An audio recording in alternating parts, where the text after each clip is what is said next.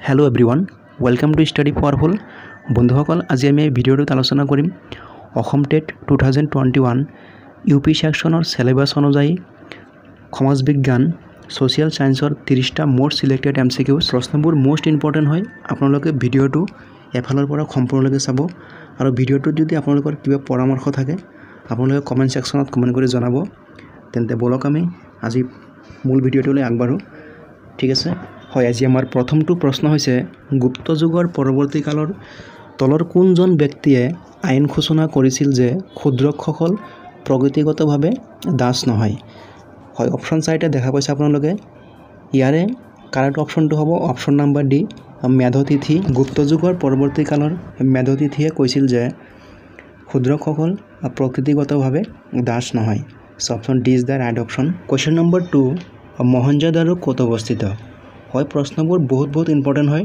চাই থাকিব আপোনালোকে হয় ইয়াৰ ৰাইট অপচন হ'ব অপচন নম্বৰ ক পাকিস্তানৰ হিন্দু প্ৰদেশত মহেঞ্জোদাৰো পাকিস্তানৰ হিন্দু প্ৰদেশত অৱস্থিত ঠিক আছে আমাৰ ক নম্বৰটো হৈ যাব শুদ্ধ উত্তৰ আমি নেক্সট প্ৰশ্নলৈ আগবাঢ়িছো কোৱেশ্চন নম্বৰ 3 চন্দ্ৰগুপ্ত দ্বিতীয়ই তেওঁৰ জীয়েক প্ৰতীক কাক বিয়া দিছিল মৰমৰ বন্ধুসকল আপোনালোকে যদি ইয়াৰ এনসাৰ জানে কমেন্ট সেকশনত কমেন্ট কৰি প্লিজ জনাব হয় ইয়াৰ ৰাইট অপচন হ'ব অপচন নম্বৰ খ ৰুদ্ৰসেন দ্বিতীয় চন্দ্ৰগুপ্তই তেওঁৰ ছোৱালীক প্ৰভাৱতীক বিয়া দিছিল ৰুদ্ৰসেন দ্বিতীয়ৰ লগত অপচন খ is the right option question number 4 Hindu সভ্যতাৰ চহৰ লোথাল ক'ত অৱস্থিত where is the Indus civilization city Lothal হয় ইয়াৰে কাৰেক্ট অপচনটো হৈ যাব অপচন নম্বৰ বি গুজৰাটত হিন্দু সভ্যতাৰ চহৰ লোথাল গুজৰাটত অৱস্থিত so option B is the right option ঠিক আছে আমি নেক্সট প্ৰশ্নলৈ আগবাঢ়িছো বৈদিক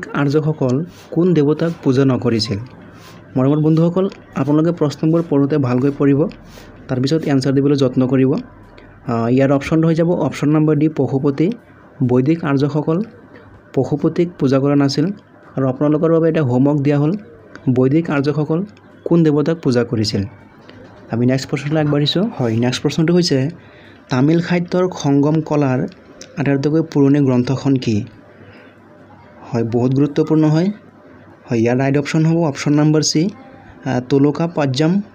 তোলকাপদ্যম হৈছে তামিল সাহিত্যৰ সংগম কলাৰ আটাইতকৈ পুৰণি গ্ৰন্থ সো অপচন সি হৈ যাব আমাৰ কাৰেক্ট অপচন মনত ৰাখিব কোৱেশ্চন নম্বৰ 7 জৈন ধৰ্মৰ তীৰ্থংকৰসকলৰ জীৱনী গ্ৰন্থ কি বুলি জনা যায় হয় আপোনালোকে যদি জানে আনসাৰ দিবলৈ যত্ন কৰিব হয় আমাৰ শুদ্ধ উত্তৰ হ'ব অপচন নম্বৰ ডি কল্পসূত্ৰ জৈন ধৰ্মৰ তীৰ্থংকৰসকলৰ জীৱনী গ্ৰন্থসমূহক কল্পসূত্ৰ বোলা হৈছিল option D is the right option ঠিক আছে আমি পৰৱৰ্তী প্ৰশ্নটোলৈ আগবাঢ়িছো হয় আজি আমাৰ কোৱেশ্চন নম্বৰ 8 বৌদ্ধ ধৰ্মৰ প্ৰথম সন্মিলন ক'ত হৈছিল হয় প্ৰশ্নটো বহুত গুৰুত্বপূৰ্ণ হয় আপোনালোকে অলপ গুৰুত্ব সহকাৰে চাব ইয়াৰ ৰাইট অপচন হ'ব অপচন নম্বৰ সি ৰাজগৃহ বৌদ্ধ ধৰ্মৰ প্ৰথম সন্মিলন হয় ৰাজগৃহত option C is the right option হ'ব আজিৰ আমাৰ 9 নম্বৰ কোৱেশ্চনটো হৈছে বাবৰৰ তিনিজনী ঘণীয়েক আছিল তলৰ কোনজন তেওঁৰ ঘণীয়েক নহয় অপচন চাইটা দেখা পাইছে আপোনালোকে মহম গুলবদন গুলৰাজ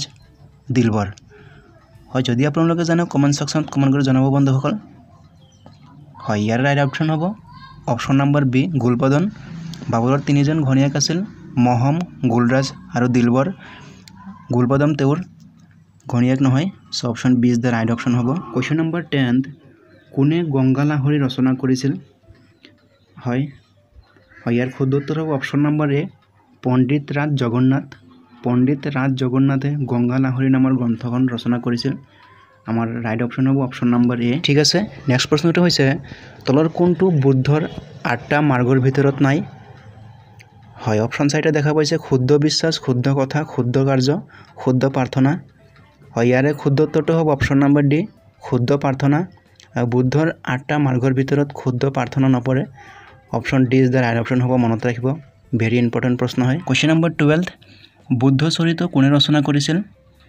এই প্ৰশ্নটো মোস্ট ইম্পৰ্টেন্ট হয় ইয়াৰ ৰাইট অপচন হ'ব অপচন নম্বৰ সি অক্ষঘোষে বুদ্ধ চৰিত ৰচনা কৰিছিল আৰু এইখিনিতে আপোনালোকক এটা প্ৰশ্ন আগবঢ়োৱা হ'ল ৰামচৰিত মানস কোনে ৰচনা কৰিছিল আপোনালোকে মোক কমেন্ট সেকশনত কমেন্ট কৰি জনাওক ৰামচৰিত মানস কোনে ৰচনা কৰিছিল কোৱেশ্চন নম্বৰ 13 তলৰ কোনখন কিতাপ ঈশ্বৰ দাস নাগৰে ৰচনা কৰিছিল হয় ইয়াৰ শুদ্ধ উত্তৰ হ'ব অপশ্যন নম্বৰ এ ফুটহাট-ই-আলমগিৰি।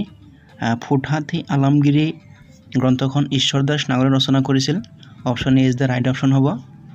ফুটহাট-ই-আলমগিৰি কোনে ৰচনা কৰিছিল? ঈশ্বৰ দাস নাগৰে। মনত ৰাখিব, ঈশ্বৰ দাস নাগৰে ফুটহাট-ই-আলমগিৰি ৰচনা কৰিছিল। ঠিক আছে, আমি নেক্সট প্ৰশ্নলৈ গৈছোঁ। হয়, মহাবীৰ স্বামীৰ ক'ত জন্ম হৈছিল?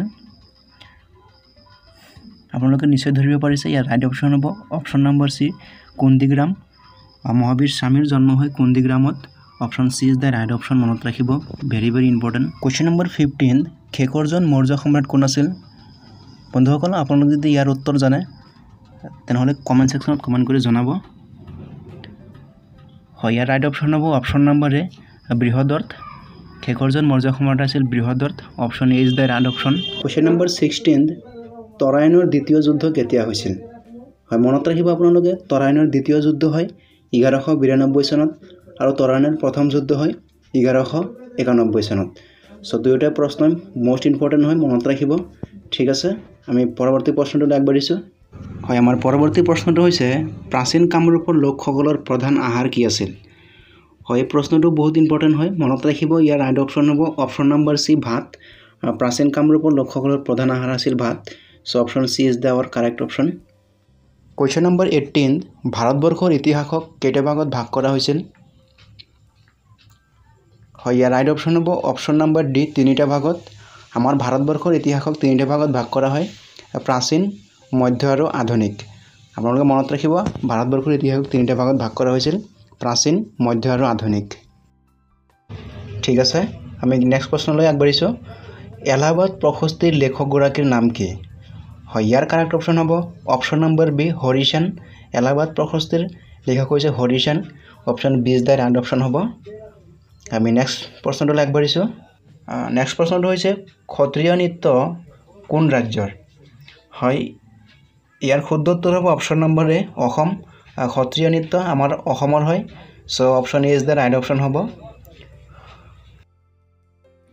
ঠিক আছে, নেক্সট প্ৰশ্নটো হৈছে কুচিপুড়ি নৃত্য কোন ৰাজ্যৰ? হয়, ইয়াৰ কাৰেক্ট অপশ্যন হ'ব option number C Andhra Pradesh. Kuchipudi নৃত্য হৈছে অন্ধ্ৰপ্ৰদেশৰ। Option C is the right option. Next প্ৰশ্নটো হৈছে তানসেন কোন সম্ৰাটৰ ৰাজসভাত আছিল? হয়, প্ৰশ্নটো বহুত গুৰুত্বপূৰ্ণ হয়। ইয়াৰ সঠিক উত্তৰটো হ'ব option number D Akbar. Tansen সম্ৰাট আকবৰৰ ৰাজসভাত এজন গায়ক হিচাপে আছিল। So' option D is the right option. মনত ৰাখিব। কুৱেশ্যন নম্বৰ 23, আলেকজেণ্ডাৰ ভাৰতত কিমান মাহ আছিল? হয়, এই প্ৰশ্নটো মষ্ট ইম্পৰ্টেণ্ট হয়, মনত ৰাখিব। আলেকজেণ্ডাৰে আমাৰ ভাৰতবৰ্ষত 326 খ্ৰীষ্টাব্দত আহিছিল আৰু তেওঁ ভাৰতবৰ্ষত 19 মাহ 19 মান্থ আছিল। চ' আমাৰ option B is the right option হ'ব, মনত ৰাখিব। ঠিক আছে, আমি নেক্সট প্ৰশ্নলৈ আগবাঢ়িছোঁ। হয়, নেক্সট প্ৰশ্নটো হৈছে আলেকজেণ্ডাৰ আৰু পুৰৰ মাজত কোনখন নদীৰ পাৰত যুদ্ধ হৈছিল? হয়, ইয়াৰ ৰাইট অপশ্যন হ'ব option number C Jhelum. Jhelum নদীৰ পাৰত আলেকজেণ্ডাৰ আৰু পুৰৰ মাজত যুদ্ধ হয়। So' option C is the right option. Question number 25, পানিপথৰ তৃতীয় যুদ্ধ কেতিয়া হয়? হয়, ইয়াৰ সঠিক উত্তৰ হ'ব অপশ্যন নম্বৰ এ 14 জানুৱাৰী 1761। 14 জানুৱাৰী 1761 চনত পানিপথৰ তৃতীয় যুদ্ধ হয়। আৰু আপোনালোকে কমেণ্ট ছেকশ্যনত কমেণ্ট কৰি জনাব পানিপথৰ প্ৰথম আৰু দ্বিতীয় যুদ্ধ কেতিয়া হৈছিল। আৰু যে আমাৰ শেষৰ 26 নম্বৰ কুৱেশ্যনটো হৈছে পৰিকল্পনা আয়োগৰ অধ্যক্ষ কোন? হয়, এই প্ৰশ্নটো আপোনালোকক হোমৱৰ্ক হিচাপে দিয়া হ'ল। আপোনালোকে কমেণ্ট ছেকশ্যনত কমেণ্ট কৰি জনাব। মই ইয়াৰ সঠিক উত্তৰটো পৰৱৰ্তী ভিডিঅ'ত আলোচনা কৰিম। আৰু বন্ধুসকল, আমি আজি এই ভিডিঅ'টোত 30টা প্ৰশ্ন আলোচনা কৰাৰ কথা আছিল। চ' আমি সময় কমাৰ বাবে গোটেইকেইটা প্ৰশ্ন আলোচনা কৰিব নোৱাৰিলোঁ। আমি পৰৱৰ্তী ভিডিঅ'ত 27 নম্বৰ কুৱেশ্যনৰ পৰা আলোচনা কৰিম। আশা কৰোঁ আপোনালোকে ভিডিঅ'টোৰ জৰিয়তে কিছু হ'লেও উপকৃত হ'ব পাৰিছে। যদিহে ভিডিঅ'টো ভাল পাইছে প্লিজ এটা লাইক কৰিবলৈ নাপাহৰিব। আৰু আমাৰ চেনেলটো যদি আপোনালোকে এতিয়ালৈকে ছাবস্ক্ৰাইব কৰা নাই প্লিজ চেনেলটো ছাবস্ক্ৰাইব কৰি ল'ব। পুনৰ এটা নতুন ভিডিঅ'ৰ সৈতে লগ পোৱাৰ আশাৰে আজিলৈ বিদায় লৈছোঁ। থেংক ইউ ফৰ ৱাচিং। জয় আই অসম।